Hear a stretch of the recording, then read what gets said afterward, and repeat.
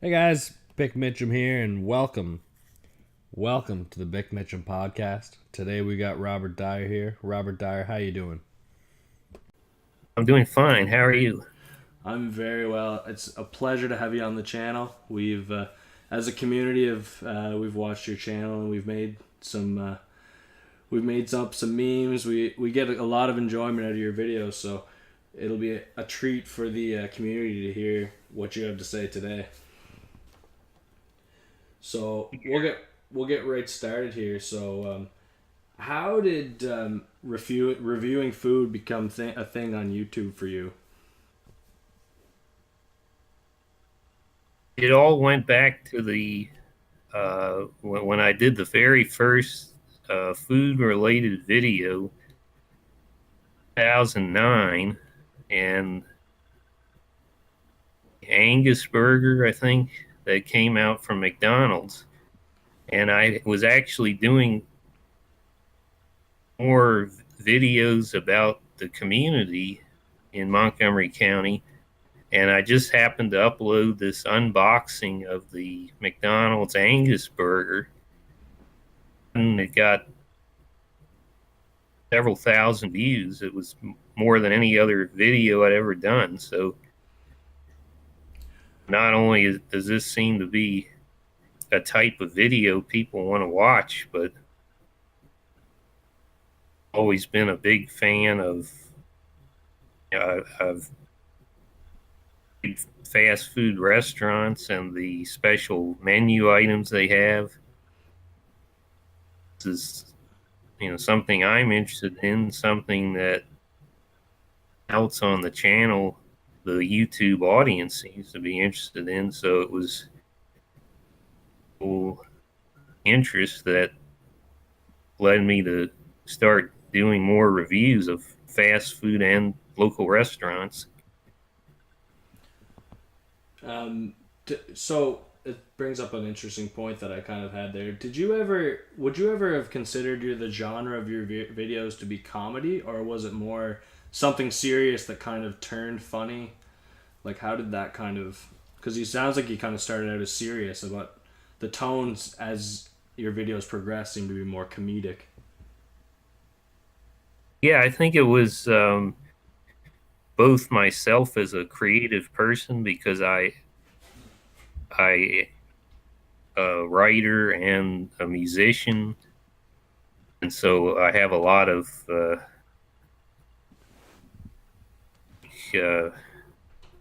ideas, and so the combination between that aspect of myself and the fact that there was when I started there weren't many viewers on YouTube, and as it started to more, it seemed to me like there was an opportunity to offer something more to the viewers than simply, well, here's the cheeseburger and it's beefy, it's cheesy. Goodbye, everybody. It could be something more of value, and some people will watch and they'll get the review, but in the entertainment part, uh, around for the whole video. There's it's sort of a combination. Of course, the things that I offhand while I'm doing the review, but also then the more scripted comedy bits.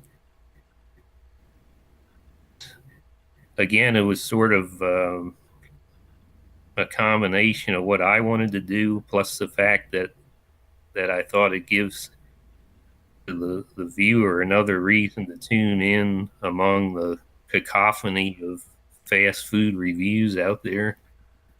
You just had your own special twist.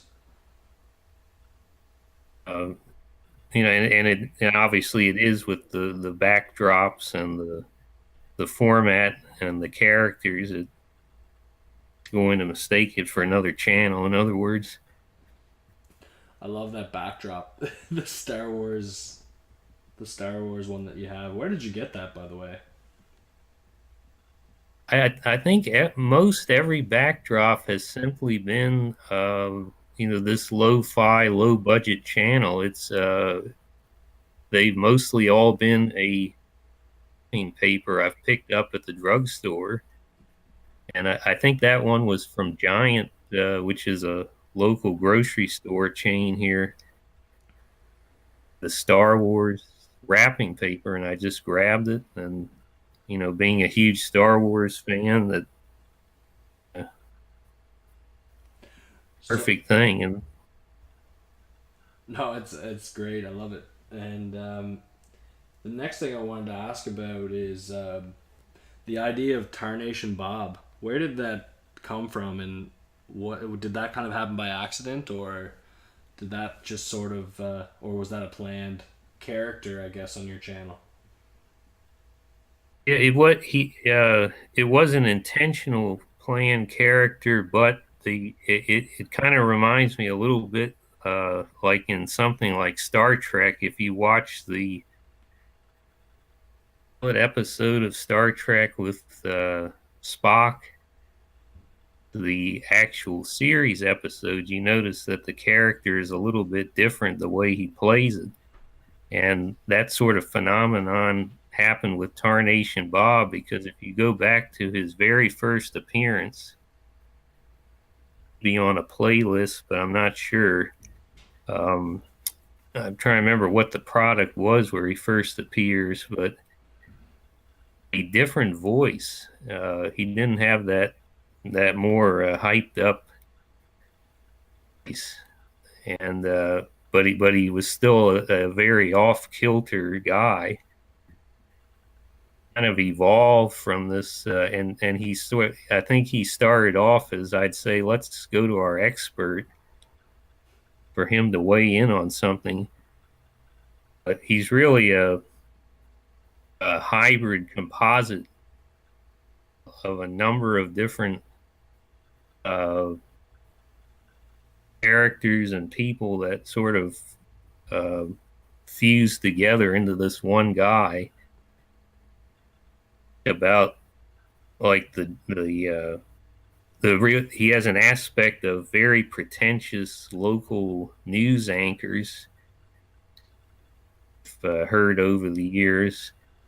They're kind of annoying, and then there's a little bit of the Heath Ledger Joker that people might pick up on, and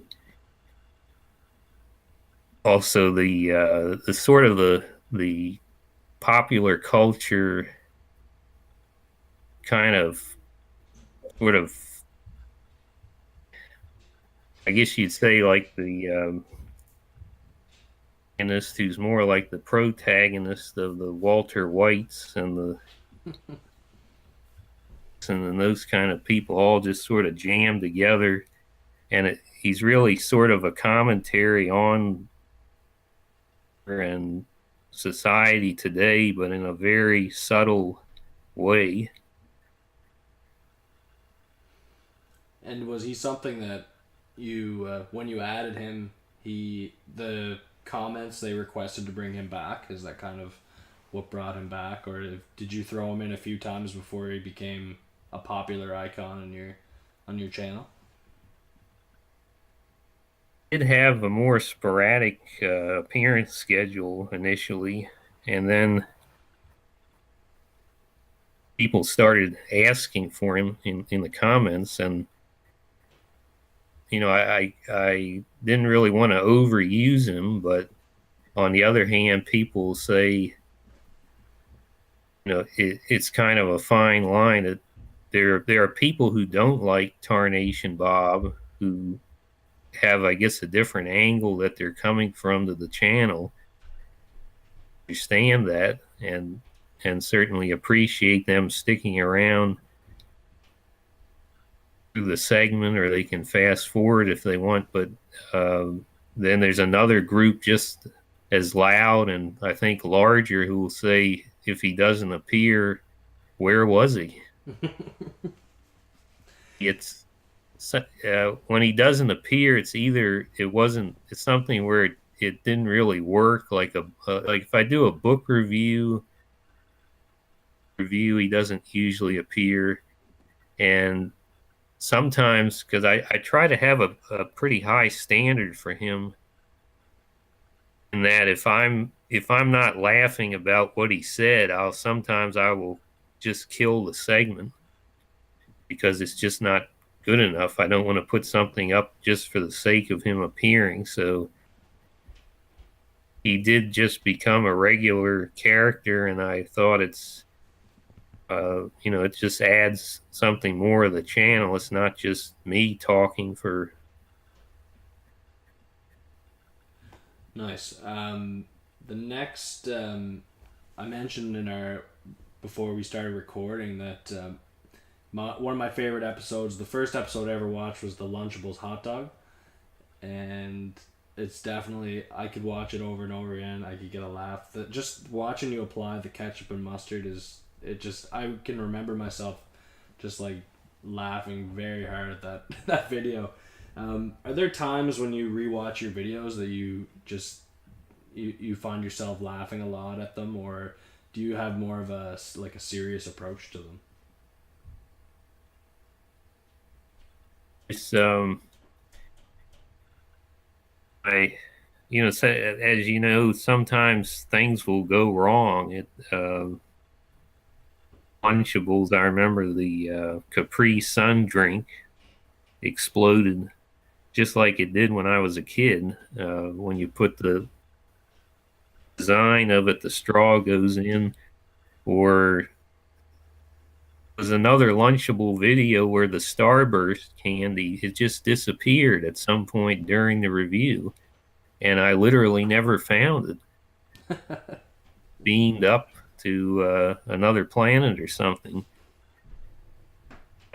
It's funny to see the things that happen, just that they're totally unscripted, that will go wrong during essentially it's not a live review, but it has a lot of aspects of a live something in if it really happened. And some bag of candy or something. I remember it was the Three Musketeers, and I ripped it open and it went all over the floor. So those things will be kind of humorous, and probably I would say the best of Tarnation Bob. Other comedy bits, I may go back and still,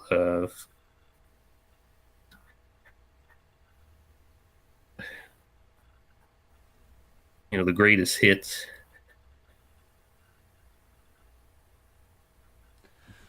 Excuse me. Um, no, it's that like the the Lunchables. Or sorry, yeah, that episode where you put the straw in it. It actually like I can reflect on a time where I'd have the juice bag where you stick the straw in, and it seems like every single time there's some overflow or it squirts out, and it's just like you said. There's no reason why they can't fix that technology over 30 years. That's just the amazing thing about it, is that it's almost as if in 30 years, not a single person ever complained to the company. It's like people just accepted that this is Capri Sun, is I'm going to get sprayed with the drink, giving them my money. I wonder if there's even a warning on it that it may overflow, or I'd have to get another one and look at it and see if over 30 years they've at least put a warning on it, like when you get a coffee cup at say just a local coffee shop, and it says warning, contents are hot. It's kind of like one of those one of those things that's kind of obvious, but they have to put on the package. I think that's definitely something the federal government needs to look into.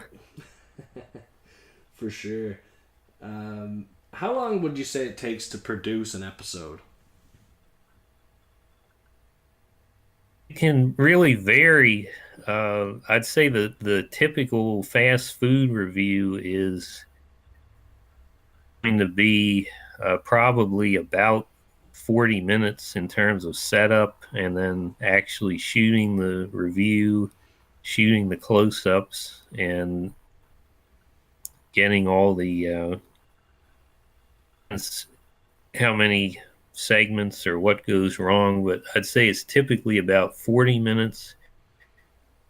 Really, what takes the longest is the comedy segments because I really uh,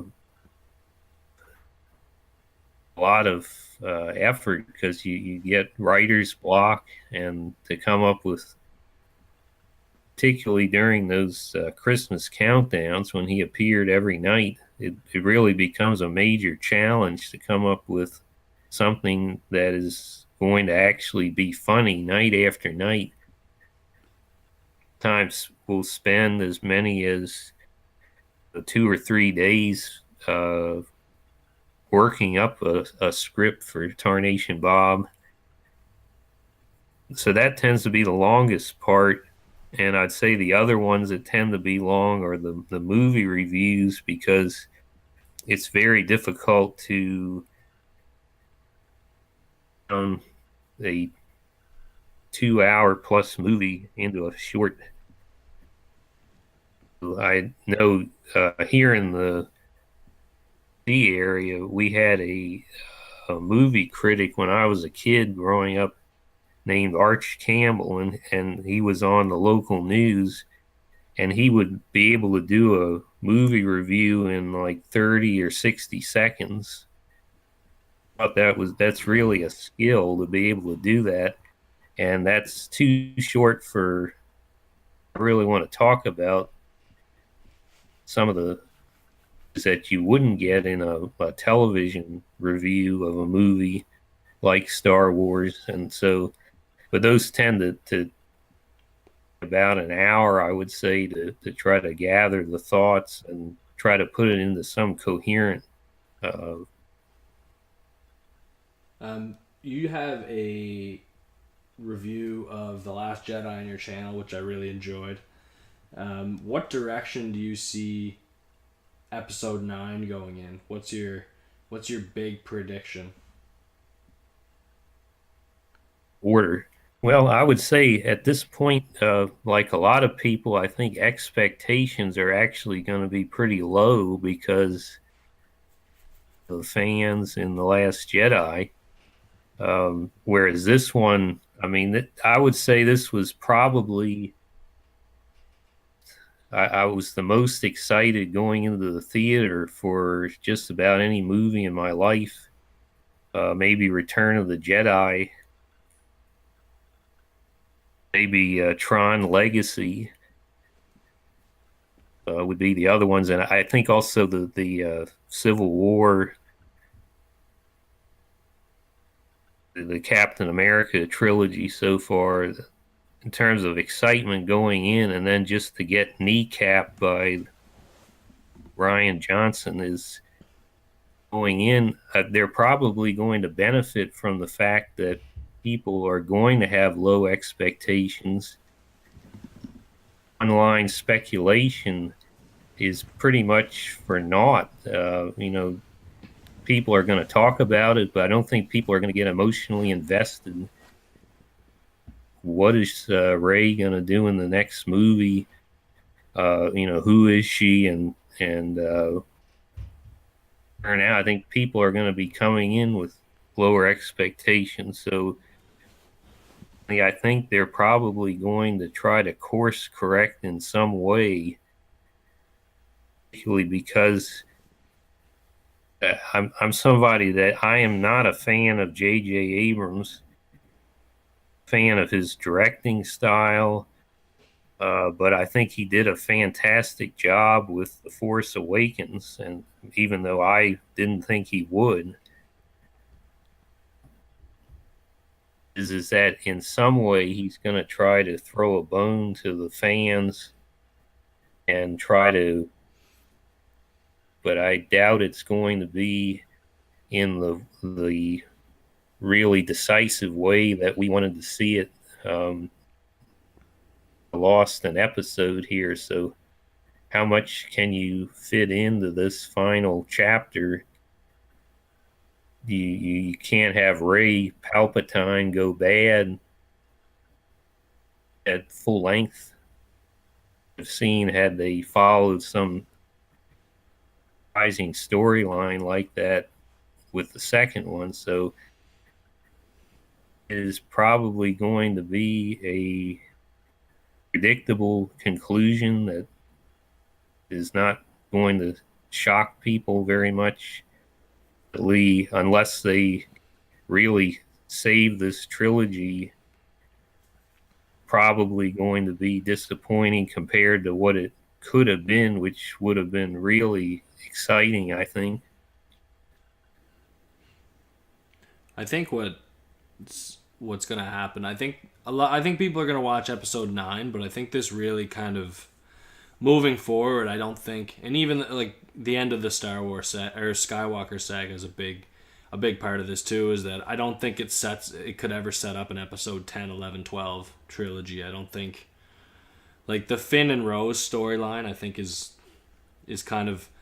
I feel like they could have filled those minutes with a lot a lot better things, and there's a lot of things that I didn't enjoy in the Last Jedi that I'm not excited to find. The I don't the like what happens with Finn or what happens with Rose or those like I don't really, I'm not excited about it. Yeah, I would say that it really, I think most of the entertainment value will probably be what they do with Kylo Ren and how they resolve his story. I think a lot of us would like to see them do something more than I wonder myself. I know they said they were going to. There's going to be a live chat with Daisy Ridley on Friday. Curious if anybody has ever asked her the question about when she does the lightsaber scenes and she exhibits a lot of the fighting style of Palpatine. Actually, in this movie as well, you'll see her do a lot of stabbing, and she screams like he does in Revenge of the Sith. About did is all of that scripted out for her? Is it just coincidental, or were they really trying to set up the speculation that a lot of people 2 years talking about? Because I just think that set up this, to why create the speculation if you're just going to disappoint everybody? Like you said, there are things about this movie. If you take the whole Finn and Rose, that whole side trip out of the movie, it literally doesn't change anything. So it's really when you have a bad script. I mean, the gun in the scene, the gun usually goes off. There's certain conventions that um, it seems like poor screenwriting, the whole plot. No, I feel like what you said there with the whether the Palpatine is scripted or I feel like they hinted a lot with that she was a Skywalker along the way as well to kind of build up almost like anticipation to then surprise us that oh no you're a nobody. I think that's kind of I think that kind of is an intentional aspect, but it would be interesting to hear her thought on that. Yeah, I think it would tell a lot because I mean, is that just he threw in as a on her own, or was that script? Did they say screen somebody? That sort of a detail would kind of.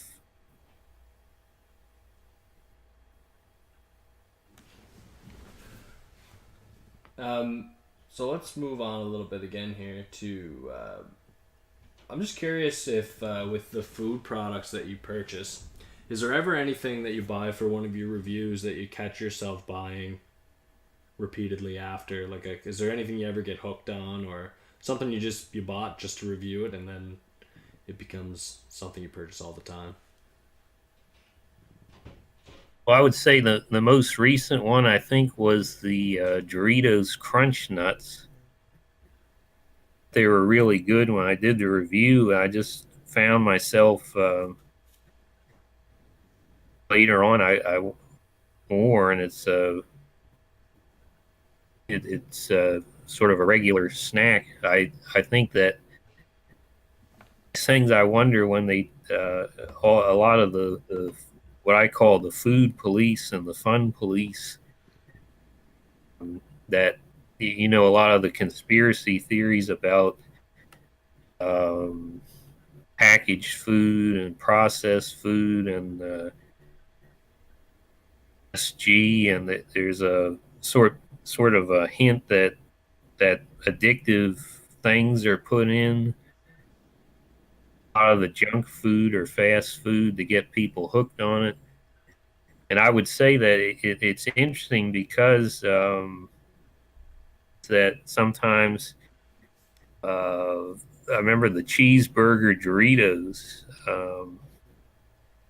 That's probably the best Doritos flavor ever, and it was just a limited time. But I mean, I would about it days later and think, you know, I would want to get a bag of those.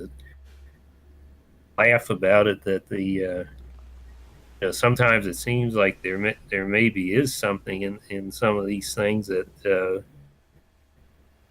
to crave buying them again. But um,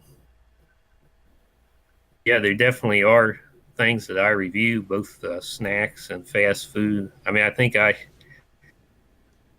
bought a Grand Mac uh, many days when they had it the first time around. But ultimately, I decided that, you know, this is not something you can eat every day. But No. the My girlfriend Holly, she is completely plant based and has a very healthy diet, and she when I put your reviews on it, there's never really one that she's very impressed with. can imagine that this is not really a raw vegan channel. No, so she definitely. But maybe someday you can find a very healthy vegan snack food to cater to that audience. But it would be Possible. But I actually I like pot. I like I mean, things people don't ordinarily like broccoli, my favorites, and spinach when it's not real tough. Cooked spinach. I can't wait to tell her that. She'll be really happy to know that. People that watch my channel would never imagine it, but You're a healthy eater.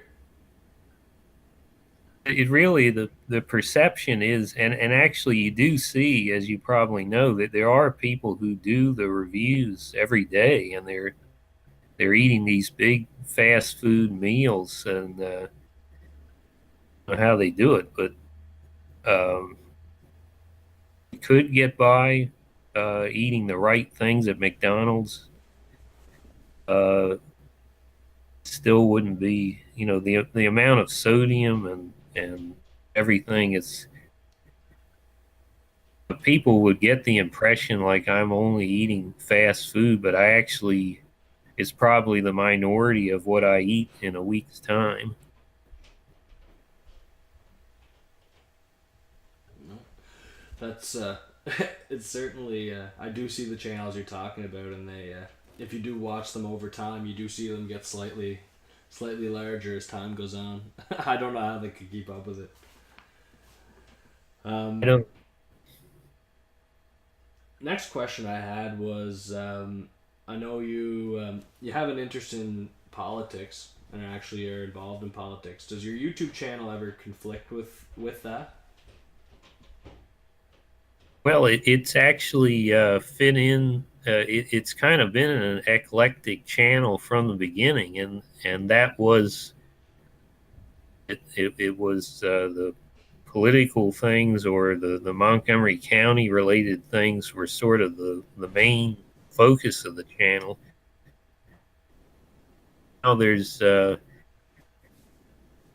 have been following the channel for many years that for office, as I actually am right now. I just filed the one of the big things in February that was taking up so much time is getting ready to file and get the website done. But it seems like people do, to an extent, enjoy the political videos. I try to do the debate and I've done some ads for the campaign, and usually I try to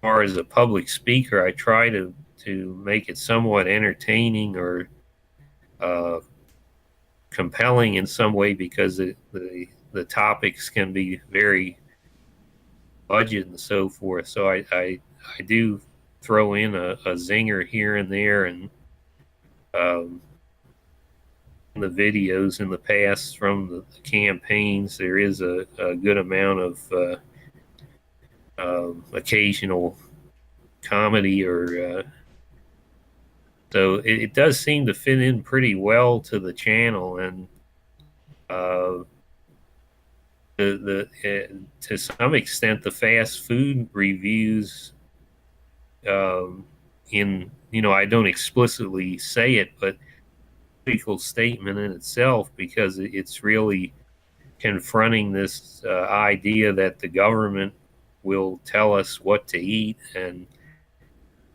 food is inherently evil, and sodas are liquid candy, and they're intentionally trying to kill people with these foods and so forth.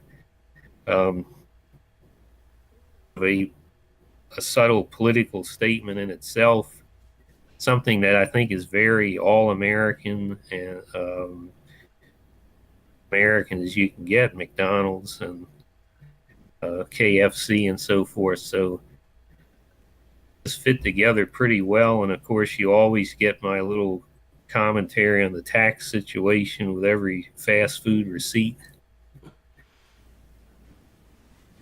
Tax is very high in Canada.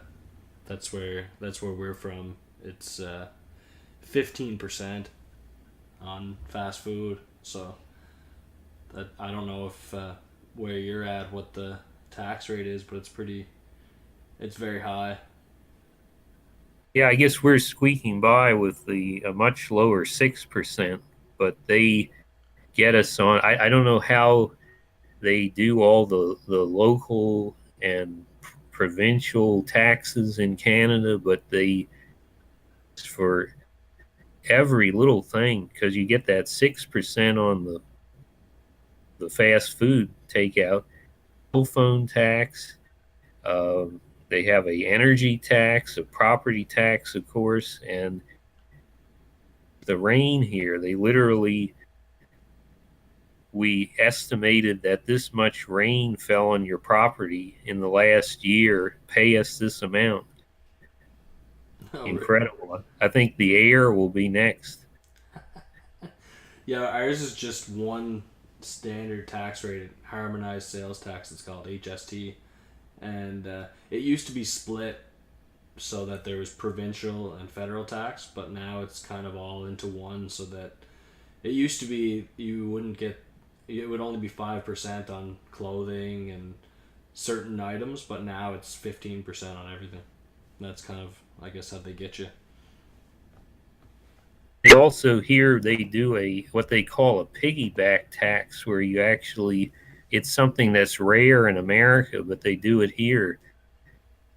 Get you again for income for the state and local. One of my biggest complaints is that uh, it's one thing to say that you're going to have a high. I don't know how people in Canada feel about what they get in return, but the thing for me is that here we get very little in return, And it would be one thing to say, well, we're going to charge you a lot of taxes, but Europe, you're going to get a 3-week vacation and free health care and all free education and all this. But it seems like here the trend is they just take a lot of money and spend it on their crooked schemes, and we don't get a whole lot out of it.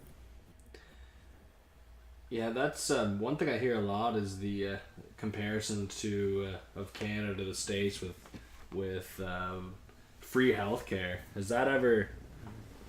Have you ever felt kind of envious of Canada for that, or is it something that's just never really come up? It's just always the way it's been. I would say that I'm probably one of the few Republicans who will say that I believe that health care is a right. It's not a luxury. People can't control what happens to them with their health. So I've always felt that it is not something that should be on the individual, but uh, the two ways that I would say to go about it is it would be that you would deal with healthcare like in terms of doctors, that you could look at a list of doctors and things like the restaurants and businesses do on Yelp or something, and you'd see, well, this doctor is rated, but he charges less than the other guy. I'll go to him. Um, I, the other side of it is that the thing that always interests me, because I think some people here say Medicare for all, and I think Medicare is certainly a good model for what you could do.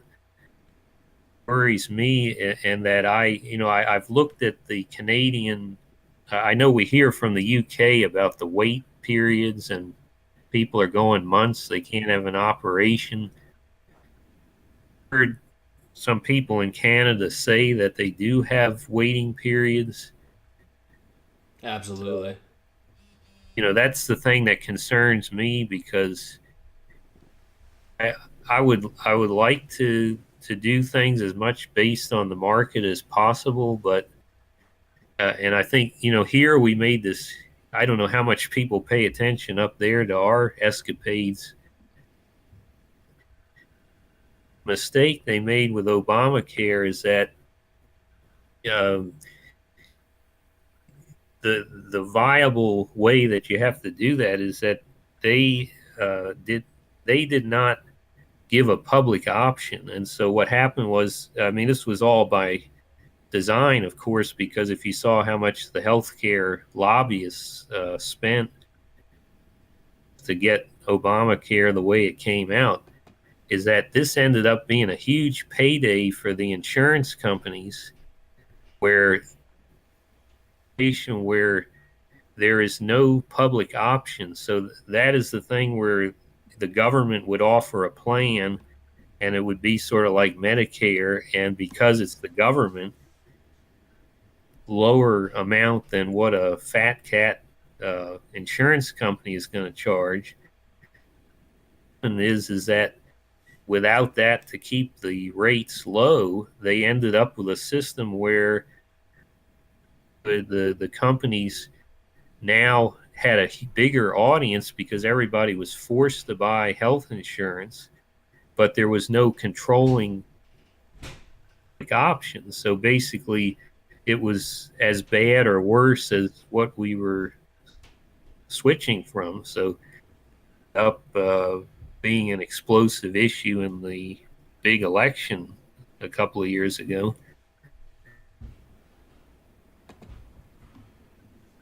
And did you think Trump was the right choice over Hillary? Um, Not to get too like off topic, but that's just something that just popped into my brain. in that binary choice of those two, there's no question that Trump was the choice, because, and of course, it really depends on your perspective. That uh, I would say is that it was what we're seeing is it really the Trump and the Bernie Sanders groundswell of support, where the country and frankly the world are going, and the issues that are being grappled with right now, and that is specifically the with globalism, and how much most specifically about the jobs being shipped overseas from America. And so, if, for example, if you'd had an election of Bernie Sanders versus Jeb Bush, I would have voted for Bernie Sanders, making a lot more sense than I would say 90% of the Republicans that are in the Congress here or were running for president was right on the money about trade and about having the all the not having all these crazy wars overseas that we're sending our young people over there, essentially for other interests that are not, we should really be getting out of these countries and spending all this money on America, where the infrastructure is crumbling, and we have the healthcare issues, and go through these towns in Pennsylvania and Ohio, and you just see these empty, rotting factories that there used to be people working in there and providing a living for their family, and we got mothers in the Appalachian milk bottles of Mountain Dew to their babies, and we are going the wrong direction. So I don't agree with Donald Trump on every single issue, but I think in that, what I think is the issue going forward, and this is coming up right now, ironically, this last week or so about the tariffs. That is going to be the live or die issue for America, because we are becoming just an economy for most people. And I always say that the nation, this economy, the nation will serve. It's the economy that is the nation that will lead the world. So I think that's really the critical issue of our time.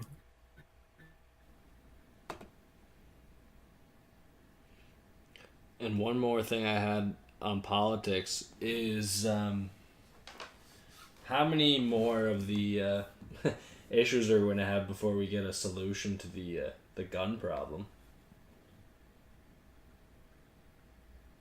Is that Well, I something think we're ever going to resolve, or there's a lot of people that seem to think that we need guns. really is a uniquely American issue that I mean, you see some of the sort of the frontier. Um, in Canada, there was some element of that in the founding of the nation and the growth. Countered it in when I studied. I majored in Latin American history in college, and you see that in Argentina and Brazil. The it was a sort of, it was again a time of a death struggle to uh, get control of the territory. That there wasn't any, there were obviously Native Americans out there, but there were, it was the population was very sparse, and you had the situation of other countries. If we don't get out there, they'll move in and take it. So we started off in America with this sort of the frontier, the old west, the gunfight at high noon, a symbol, and the and I think a lot of people around the world, it really is sort of fused with the the thoughts of the founders of America. If you don't, if you don't come from that perspective, like somebody that's in a real small country, understand half of the way we do things here because we're spread out over a huge area, and people used to have to fend for themselves, and probably still do in some places, uh, their own safety and security. So I would say that it is pretty much tied to some of the things that make us unique.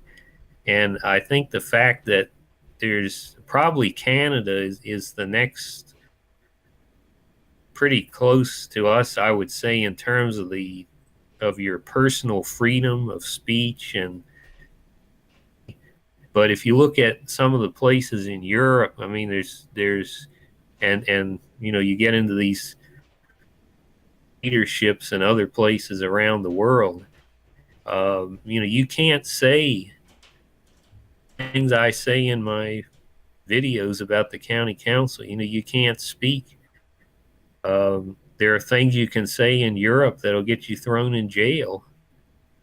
Things to say or not, I don't know, but the fact is that there's a freedom here laid out in this Bill of Rights that we have, and where a lot of the certainly you're going to have pushback from gun manufacturers who make guns, but I think in terms of the people who aren't involved with the economics of it, I think there's the sense that you could say that the First and Second Amendment are amendments that if you take them out, all the rest of them probably mean nothing. If you can't speak and you don't have the right to and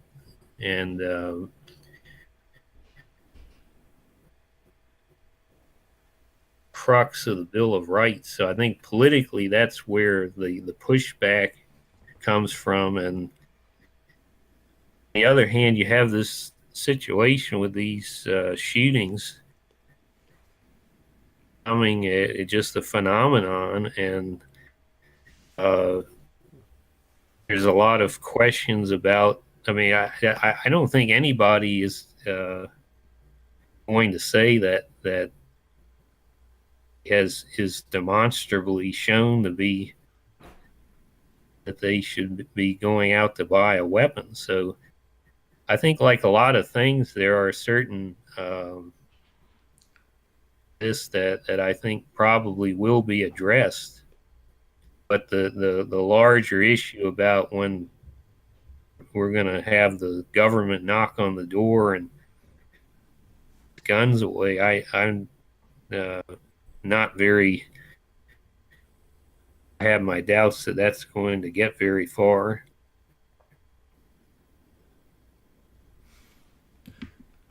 I agree. Honestly, I think we're not anytime soon, anyways. But let's move along here to a couple more things I have here. So I'm just curious to know your thoughts whenever we originally reached out to you, and was there kind of a degree of surprise that there's a community that's unrelated to your food reviews that are really enjoying your content, and kind of like we're sharing your videos in our community and on our Discord servers and getting a genuine enjoyment out of them? Was that kind of something that you didn't expect? Well, I didn't know that it was happening in that particular community. You wouldn't, other than the fact that I do some Star Wars videos, you wouldn't necessarily always say, well, Star Wars translates to fast food reviews, but so it was that part was, it was interesting to find out that it was a little bit of whatever you want to call it, within that Star Wars gaming community. Overall, it has been interesting to see that there are the friends that will actually gather in one place and watch my newest video. This is something I've from a few different groups, and it's just something that appreciate the fact that people uh, see it as that or entertaining that they can um, get together in a room and watch my latest video or something like it was the new Star Wars the trailer. yeah, it's great anytime people can organize around some mutual interest like that. It's great for me and great for them too. So where do you see your channel going? What kind of, like, obviously you do it as a personal interest. You're not doing it to make money or anything like that. But what kind of, where do you see your channel going moving forward? Would like to see I'd like to see at some point that first that I will have a or improve the quality of it, even though that's never been a major driver for me because it has more of it's the fact that it's not the three channels on YouTube in 4K, and the drone is flying over the hamburger and all that. That it's a lo-fi. I'm a big fan of Mystery Science Theater, and more like you've stumbled into the cable access channel from 1982. Guy reviewing the food. It's sort of a part of the charm of it, I think, is the fact that it's sort of a low tech station. So I think that beyond like improving the quality, um, I I certainly would like to see in terms of point there was interest from producers or uh, that there was more money could be put into it for maybe some additional programs on the channel. Like, for example, let's say I would travel to the Midwest and review Culver's hamburger, to California for In-N-Out Burger or something like that. I went to In-N-Out And Burger last February, and it was awesome. It's so good. uh, although I understand the fact that geographically they're probably not going to come here anytime soon, but more hopeful about Jack in the Box because I've been wanting one of their munchie meals for many years now. And I see them expanding, I think, to North Carolina. But they've hit someplace on the East Coast here, and so I'd like to hope that someday they'll come here. But um, I would say that I wouldn't just do anything. I know a few of the tried to do a television show. I don't really want to do something about going to barbecue joints and just regular mom and pop restaurants. It's sort of the aspect I find fascinating is the this all American phenomenon of the restaurants and the convenience stores. I go to, you may have seen Sheets on the channel off and on. That's one of the convenience stores that I actually on a road trip because they can't seem to open like a lot of things in Montgomery County. I think if I were doing something traveling, I would want to go to the same sort of pieces, but the ones that are regional to the areas of the country I'm not in. You probably get a lot of you'd get a lot more hits on something that's like brand new, like a new. Like I notice sometimes you'll get spikes in views on certain things that are more like newer reviews. People looking to see, like there's a few that you have that are getting up there in views for sure. I can't think of any off the top of my head, but that would kind of be probably the things that you get the most hits on, or things that are people are wondering about that are just new, just coming out. Yeah, that's definitely true. I think some of my top videos are the tiny wings from McDonald's. Actually, some of the I don't know if it was chicken McBites or fish McBites from McDonald's. Actually, the Angus burger and some of the Lunchables. Uh, when there's something there's no question that when it's a big new item, particularly a sandwich from one of the major chains, that those are the ones that get the most hits. Seem to get more and more challenging that as YouTube changes the algorithms, some of the changes they've made is that even something like Taco Bell,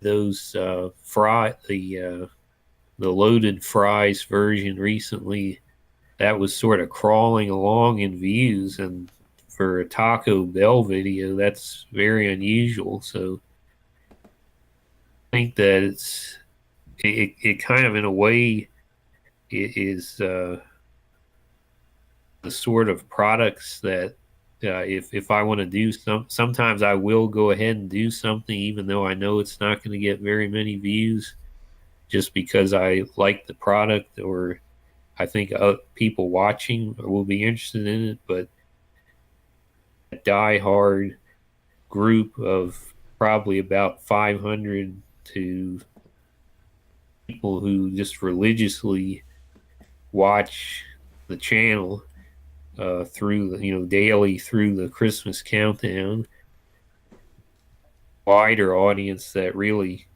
only comes into play when you do the brand fast food reviews.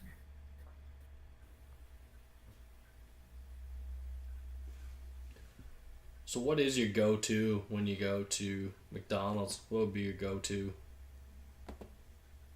I would say my ideal go-to would be a McRib, large fries, and large Coke.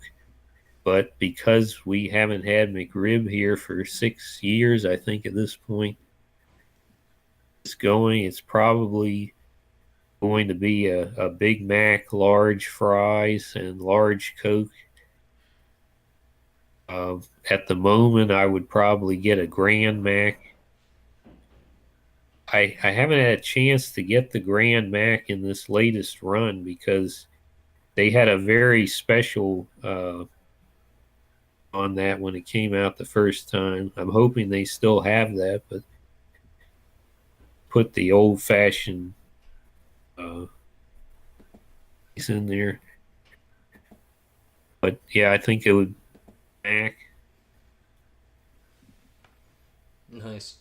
Um, I think that's everything I have for you today. We kind of went way over time a little bit here. Sorry with that. But thanks for taking the time out of your day to join us. This was very. It's almost like a surreal experience to talk to somebody that I watch on YouTube quite frequently. So it's very interesting to chat with you, and someday in the future maybe we'll work together again.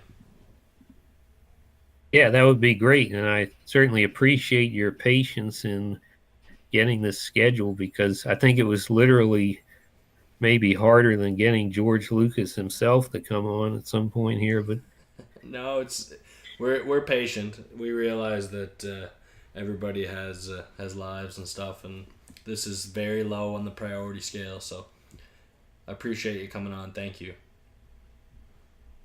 much for having me, and I appreciate that not only the invitation to be on, but also you and everybody else that are watching the videos, because that's really what keeps my channel going.